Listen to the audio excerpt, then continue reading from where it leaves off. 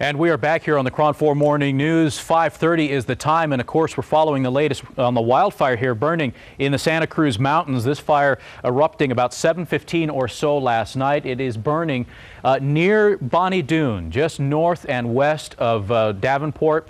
Officials have ordered hundreds of residents to leave their homes overnight. The Santa Cruz County Emergency Operations Center says the blaze started yesterday near the intersection of Empire Grade Road and Jameson Canyon Road, and you can see it's been raging all night long. These pictures haven't changed much since this video was shot just about a couple hours ago. We had live pictures a moment ago, and it's the exact same situation. We still have flames raging, leaping 10, 20, 30, 40, 50 feet above the tree line there. About 1,200 acres have burned, and that coming from CAL FIRE just moments ago. Authorities have ordered mandatory evacuations for about 600 people.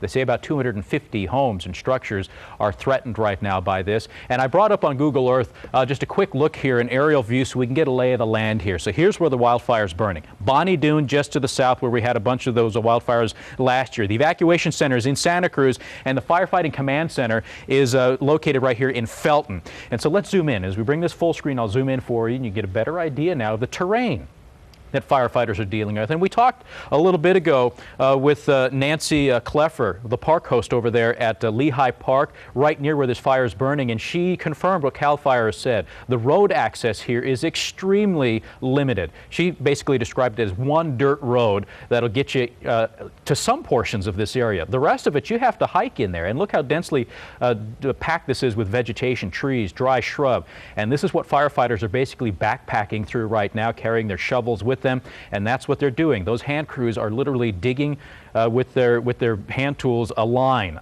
around this 1,200 acre wildfire at this point. It is a daunting task. They've been doing it all night long. They're getting tired. But we do have other firefighters coming in to help relieve them. In fact, at this moment, firefighters from the Fremont Fire Department are headed there. This is actually video shot of them at their station at about 3:15 this morning as they were about to head out to the Santa Cruz area. They got the phone call at about 2 this morning to get their gear and begin assembling strike teams and get out there to help out the firefighters on the front line. These firefighters part of a strike team that met up with firefighters from Camp Parks and from Livermore and Pleasanton area as well, along with firefighters from the Alameda County Fire Department. In all, about 22 firefighters have been assembled at just this one location to head out there and help those crews who have been working all night long. That strike team, we understand, once they get there, could be put on 12 to 24-hour shifts, depending on how bad this fire gets. And they're not alone. Take a quick look here at this list that we've put together. In all, about 8 strike teams have been assembled throughout the Bay Area, and you can see where they're coming from. Fremont, San Leandro, Marin County. Contra Costa County isn't devoting firefighters to any strike teams, but they are sending firefighters to help coordinate with the OES team there at the command center. So the Office of Emergency Services support personnel coming in from Contra Costa County. And we also have video this morning that was shot last night. As we mentioned, those mandatory evacuations affecting some 600 people, 250 homes and structures threatened right now. And right now the evacuation center that's been set up for those people is being set up in Santa Cruz at the Vintage Faith Church. In fact, we had an opportunity to hear from some of the evacuees as they began to assemble there. Here's what some of them had to say. And so we just came down and we couldn't get up, and so now I'm just super scared because, I just know, God, you don't realize, what a bad situation it is until there's a fire. And I know that they have a fire truck out there and all the neighbors are really tight, but you just never know the person who doesn't answer their phone who gets stuck out there, and there's so many little houses that are off solar power and don't have phones. There's so many people out there. You'd think we'd know. After last year, we would have had a plan, but I was driving back from over the hill, and so I didn't have a lot of time. Got the message from my partner and grabbed passports and animals, and that's about it.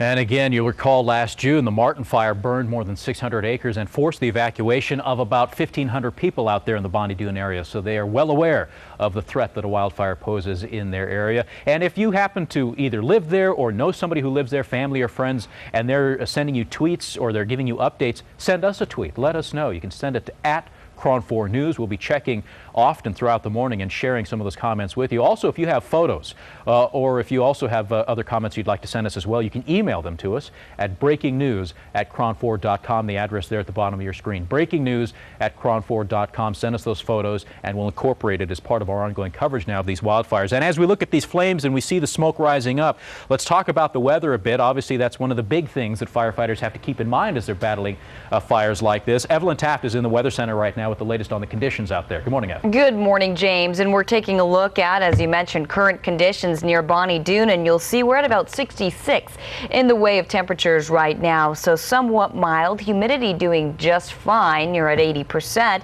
So it's low humidity that we have to be pretty worried about. So we're just fine in that category. And wind-wise, we're seeing winds from the northwest, always a good thing. Sea breeze in our favor. Those cooling winds coming in from the northwest at about 8 miles per hour this morning. So we're going to continue to update you on current conditions throughout the morning near the fire. Also, your local forecast coming up in just a bit. For now, a check on traffic in the area with George. All right. Well, the principal roads that serve this area, Highway 1 really is the principal road, and Highway 9 are unaffected so far by these closures. The town Swanton is intersected by Swanton Road, which actually cuts through and intersects with Highway 1 in 2 locations north of the cement plant, and again like so. And it's up at this end, at the north end, that Swanton Road is closed, and that's where it intersects with Last Chance, Swanton View, and Mill Creek Roads. And so far, those are the only closures, and Highway 1 traffic is unaffected. James? All right, George, thank you very much. Now to some other stories that we're following for you this morning. The other developments here in those shootings at the Richmond-San Rafael Bridge Toll Plaza. This is new video this morning. Take a look of the man accused of those 2 murders. There he is being led in, ducking there as he heads into the back of that squad car. He was shackled and obviously covering his face there. He was brought back to the Bay Area from Placer County Jail.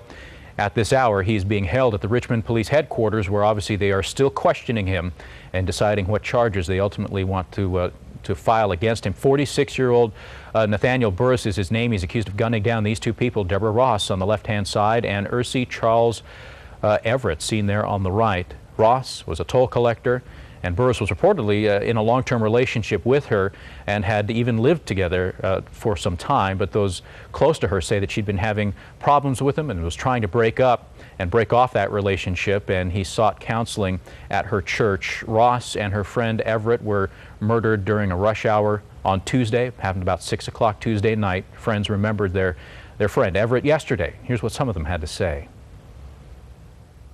He's just a very likable guy who always seemed to think about everybody else first. Everything that he said, it always included religion.